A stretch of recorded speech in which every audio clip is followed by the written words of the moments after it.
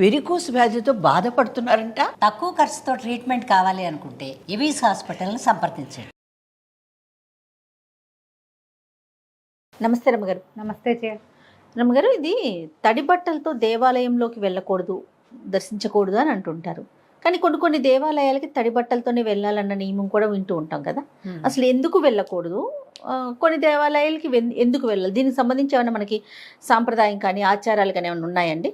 అంటే ఈ తడి బట్టలతో దేవుడికి దండం పెట్టడం అవి మనం చెయ్యం మామూలుగా స్నానం చెయ్యాలి తప్పకుండా. అయితే మడి కట్టుకునేటప్పుడు ఈ మామూలు వాళ్ళందరూ తడి బట్టలతోటి ఏం చేస్తారు, ఏమి చేయరు. ఈ మడిగా ఉండేటప్పుడు బట్టలు తడుపుకుంటున్న తడి బట్టతోటి నీళ్లు పట్టుకెళ్ళటం విధానం. ఇప్పుడు అసలు అన్ని ఊళ్ళల్లోనూ పోయినాయి కదా అవి.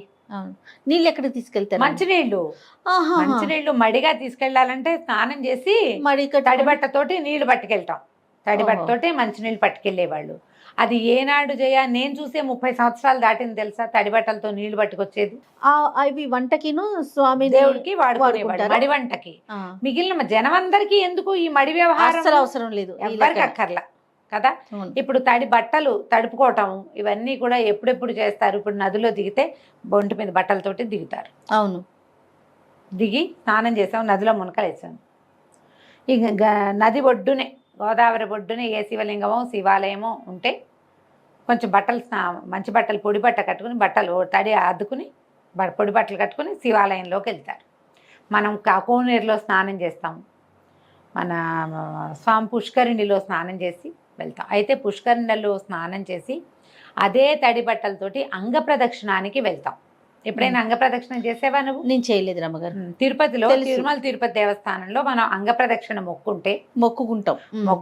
మొక్కుంటారు కదా. దాని టికెట్ ఉంది, ముందు రోజే తీసుకోవాలి. ఇప్పుడు ఆన్లైన్ టికెటింగ్ కూడా వచ్చింది దానికి. ఆ తెల్లవారుజామున 1 గంటకి స్నానం చేసి తడి బట్టలతోటే వెళ్ళాలి అక్కడికి. మేము పుష్కరిణిలో మునిగే వెళ్ళాం. 2 సార్లు 3 సార్లు రూమ్లో నుంచి వెళ్ళాము. వెళ్ళి అక్కడ మునిగి వెళ్ళామన్నమాట. ఈ తడి బట్టలతో మనం ఇది లోపలికి వెళ్ళేసరికి 30 ఆరిపోతాయి. బోళ్ళంత నడకుంది కదా, వెయిటింగ్ ఉంది. తడి బట్టతోటి మనం అంగ ప్రదక్షిణం చేయాలన్నది సిద్ధాంతం. అప్పటికి బట్టలు ఆరిపోతాయి కాబట్టి లోపల అంగ ప్రదక్షిణం అయ్యాక దర్శనం కూడా అవుతుంది. అవును, అది ఆటోమేటిక్గా అయిపోతుంది. ఇప్పుడు రామేశ్వరం లాంటి చోట బావుల్లో స్నానం చేయటం, నువ్వు 21 బావుల్లోనూ స్నానం చేయ టపా టపా పోసేస్తారు నెత్తి మీద నీళ్ళు. మనం ఈ కారిడార్లన్నీ నడిచెళ్ళేసరికి బట్టలు ఆరిపోతాయి. ఆ ఒక్క చోట ఏ బట్టలతో స్నానం చేసామో అదే బట్టలతోటి దర్శనానికి వెళ్ళాలి కాదు, వెళ్ళచ్చు. వెళ్ళాలన్న నియమం కాదమ్మా అది, వెళ్ళచ్చు అనే ఎగ్జామ్షన్ కాబట్టి అట్లా వెళ్ళిపోవచ్చు. వెళ్ళాల్సిందేనని ఏం లేదు. అవి కూడా మొక్కులు ఉంటాయట ఆ ప్రాంతంలో. ఓహో, తడి బట్టలతోనే వస్తామని దండం పెట్టుకుని అలా మొక్కుగా తీర్చుకుంటారు. తడి బట్టలతోటే వెళ్ళి దండం పెట్టుకోవటం. నీకు శక్తి కావాలి తడి బట్టలతోటి నడవాలంటే. చలేస్తుంది, ఇబ్బందిగా ఉంటుంది, బట్టలు కాళ్ళకు పట్టుకుంటాయి. భక్తిపరత్వంతో కొంతమంది వెళ్తారు. అసలు ఈ సిద్ధాంతాల గురించి ఆలోచించకండి. ఎప్పుడు ఒళ్ళు ఆర్చుకోవాలి, తడి ఆర్చి మంచి బట్టలు వేసుకుని చక్కటి బట్టతోటి ఉతికినది మాసింది పనికిరాదు. ఒకసారి వేసుకున్నది వేసుకోకూడదు. దేవాలయ దర్శనానికి స్ట్రిక్ట్ రూలు. ఏ బట్టలతో భోజనం చేస్తామో ఆ బట్టలతోటి దర్శనానికి వెళ్ళకూడదు. కొన్ని చోట్లే ధూళి దర్శనం ఉంటుంది. ఎలా ఉన్నది అలాగే వెళ్ళిపోయి మనం ప్రయాణం చేసి వచ్చి అదే బట్టలతోటి శివాలయాల్లోనే అలాంటిది ధూళి దర్శనం. ధూళి దర్శనమే, దాని పేరే ధూళి దర్శనం. అందరూ చెయ్యరు, అన్ని వేళలా కాదు. మీకు ఏ ఆస్కారము లేదు, ఏ అవకాశము లేదు. ఏదో ప్రయాణ మధ్యంలో ఉన్నారు, దేవాలయం కనపడింది, దర్శనం చేయదలుచుకుని ధూళి దర్శనమే చేసుకుంటున్నాను తండ్రి అని ఒక దండం పెట్టుకుని వెళ్ళచ్చు. శుభ్రంగా వెళ్ళాలి దేవాలయాలకి. శరీర మాలిన్యంతో పాటు బుద్ధి మాలిన్యాలు కూడా కడుక్కుని వెళ్ళాలి. అది కదా, మనోమాలిన్యాలను అసలు ఉంచుకోకూడదు. మరి ఇవి రెండు అంటే ఇప్పుడు నీకు ఏ అవకాశం లేనప్పుడు దాన్ని వదిలిపెట్టి ఇవి రెండు పోగొట్టుకోవాలి. మనోమాలిన్యము బుద్ధి మాలిన్యాలని పోగొట్టుకుని శరీర మాలిన్యం ఉన్నా కూడా పర్వాలేదు. ఎప్పుడో ఒకసారి అవకాశం లేకపోతే, నీకు అన్నీ ఉండి నేను మాస్టి మొహం వేసుకుని వెళ్తానని అనకూడదు. అవకాశాలు లేనప్పుడు చెయ్యొచ్చు. ఇంట్లో కూడా తడి బట్టలతోటి దీపారాధన చేయటము అవి సాధారణంగా చెయ్యాలి. తడి బట్టతోటి అంటే మేము ఇది వరకటి రోజుల్లో పొయ్యి వెలిగించుకునే రోజుల్లో పొయ్యి అవి వెలిగించటము, తర్వాత పొడి బట్ట కట్టుకుని మా పనులు చేసుకునేవాళ్ళు. నాకు తెలుసు మా అమ్మ తడి బట్టతో వంట మొదలు పెట్టడం. మా విద్యకై మా మూడో అక్కయ్య కూడా ఆవిడకి చాలా వీరమడే, తను కూడా చేస్తుంది అట్లాగే. పొయ్యి వరకు చేస్తారా రమ్మగారు? కొంత పని కొద్దిపాటి పని చేస్తారు. ప్రసాదాల వరకు ఏదైనా మొదలు పెట్టడం వరకే.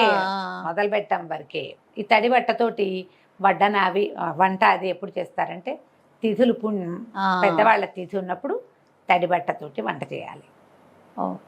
అస్సలు మైల పడకూడదు అని సిద్ధాంతాలమ్మా. లేదా పైన ఆరేసిన బట్టలు, ఇప్పుడు మడి బట్ట ఆరేసి ఉండాలి. ఏదైనా విడిగా ఆరేసి ఎవరు ముట్టుకోకుండా ఉన్న బట్ట కానీ పట్టు బట్ట కానీ ఉంటే అవి కట్టుకుంటారు. అవి లేవనుకో, అవి కుదరలేదనుకో, తడి బట్టతోటి. దేవతార్చన వంట అంతా తడి బట్టతోటి చేసేవాళ్ళు చాలా తక్కువ, అప్పుడే తక్కువ. ఇప్పుడు అసలు ఈ కాలంలో లేనే లేదు. ఆరేసిన బట్ట కట్టుకోవాలి, మడిగా ఆరేసుకున్నది పనికి వస్తుంది. మడుగు ఇదంతా మడి వ్యవహారమేనమ్మా, సార్వజనీన వ్యవహారం కానే కాదు. ఎక్కడి నుంచో తెస్తారు ఇవి ఒక పాయింట్లు మన వాళ్ళు. అది ఇప్పుడు నేను ఇది చెప్పంగానే అందరూ మేము కూడా అలాగే చేస్తామని మొదలు పెట్టద్దు. ఇది చేయకూడదు ఈ పని. ఎవరి పద్ధతి ప్రకారం వాళ్ళు చేసుకోండి హాయిగా. ఇప్పుడు మనం దేవాలయాల దర్శనానికి వెళ్ళినప్పుడు రమ్మగారు కొన్ని నదులు ఉంటాయి, ఇందాక మీరు అన్నట్లుగా. ఫర్ ఎగ్జాంపుల్ మన విజయవాడ కృష్ణా నది ఉంటుంది. అమ్మవారిని దర్శించుకునే ముందు అవకాశం ఉంటే నదిలో స్నానం చేస్తాం, ఖచ్చితంగా బట్టలు మార్చుకుంటాం కదా రమ్మగారు. నది స్నానం చేసి, లేదా పుష్కరిణి, కోనేరు, స్వామివారిది, అయ్యవారిది ఏమైనా ఉంటే, ఇప్పుడు మహానందికి వెళ్తాం, అంతే స్నానం చేస్తాం కదా, బట్టలు మార్చుకుని దర్శనానికి వెళ్ళాలి.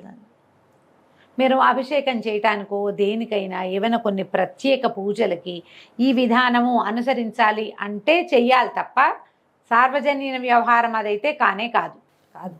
దాని గురించి ఆలోచించద్దు. పైగా ఇప్పుడు మనం ఉండే ఈ అపార్ట్మెంట్లలోనూ అక్కడ ఈ తడి బట్టలతోటి ఏం తిరుగుతాను చేయి, ఫ్లోరింగుల మీద కాళ్ళు జారిపడతారు.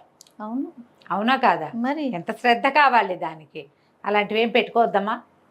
స్నానం చెయ్యండి తప్పకుండా. దేవాలయ దర్శనానికి స్నానం చేసి వెళ్ళాలి, తలస్నానం చేయాలి. ఇది కలుపుతాం ఇందులో. తలస్నానం గుళ్ళోకి వెళ్ళాలంటే నెత్తి మీద నీళ్ళు పోసుకోవాల్సిందే. ఇలాంటివి ఉంటాయి చాలా మందికి. వివాహితలైతే పుణ్యస్త్రీకి తలస్నాన నియమం లేదు, ఏ జాతిలోనూ లేదు. పసుపు రాసుకుని స్నానం చేయండి పొద్దునే. మీకు అవసరము తలంటి పోసుకొని 4 రోజులైంది తలమురిగ్గా ఉంది అనిపిస్తే తలంటి పోసుకోవాలి తప్ప తల రుద్దుకోవాలి కానీ, లేకపోతే అవసరం లేదమ్మా. పసుపు రాసుకుని స్నానం చేయండి. మొన్న అప్పుడెప్పుడో ఎక్కడో పార్టీకి వెళ్ళి కట్టుకుని కాసేపు కట్టుకున్నాం కదా అని మడత పెట్టి హ్యాంగర్ తగిలిచ్చిన చీర కట్టుకుని గుళ్ళోకి వెళ్ళకండి. వాటితో పూజ కూర్చోకండి. ఉతికింది లేదా కొత్తది ఉతకని బట్టని కట్టుకోవద్దు. కట్టి విడిచిన దాన్ని కట్టుకోకూడదు. పూజకి పనికిరాదు, దేవాలయానికి పనికిరాదు. మీరు ఏ పెళ్ళికో పేరంటానికో వెళ్తారు, ఏం పర్వాలేదు, ఏం కాదు. వీటికి మాత్రం పనికిరాదు. పీటల మీద కూర్చుంటాం, ఏదైనా పూజ చేసుకోవడానికి కూర్చుంటాం, మనమే సత్యనారాయణ వ్రతం చేసుకుంటాం, అప్పుడెప్పుడో కట్టి విడిచిన చీర కట్టుకోవద్దు. భోజనం చేస్తే ఆ బట్టలు కట్టుకుని పనికిరాదు.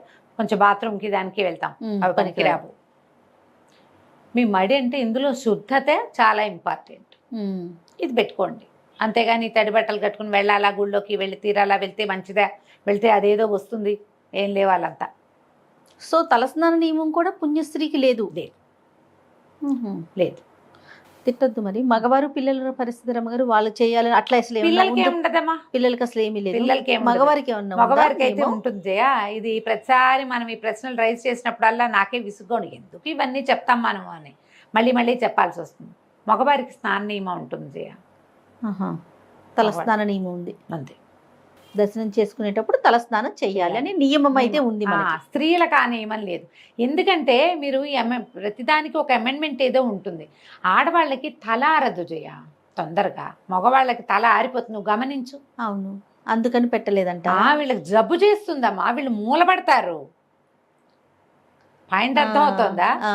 ఇదివరకు ఈ పుణ్యస్త్రీలో ఎందుకు చెప్తారంటే, పూర్వము తల ఉండేది కాదు, పుణ్యస్త్రీలు కాకపోతే తలలు ఉండేవి కాదు. నాకు ఆ క్వశ్చన్ రేజ్ అయింది మనసులో, ఇదేంటి పుణ్యస్త్రీలే తలస్నానం చెయ్యనక్కర్లేదు అంటున్నారు అనుకున్నాను. బట్ కానీ వీడియోలో అడగకూడదు అనుకున్నాను రమ్మగారు, ఎందుకు ఈ పాయింట్ చెప్పారంటే దాంపత్య జీవితం ఉంటుంది కాబట్టి వీళ్ళకి. అలాంటప్పుడు స్నానం చేస్తే కానీ పనికి రాదని పెచ్చలు చాలా ప్రబలినాయి. దాంట్లో అలాంటిది కనుక మీరు ప్రశ్నించేటట్లయితే, దాంపత్యం వల్ల మగవాళ్ళు తల స్నానం చేయాలి గుళ్ళోకి వెళ్ళాలంటే, ఆడవాళ్ళు తల స్నానం చేయక్కర్లేదు, వీళ్ళు పసుపు రాసుకుని స్నానం చేస్తే సరిపోతుంది. ఇదే పాయింట్. రైట్, ఇంతే. ఇంతే, వెరీ క్లియర్. థ్యాంక్ యూ రమ్మ గారు, నమస్తే. నమస్తే.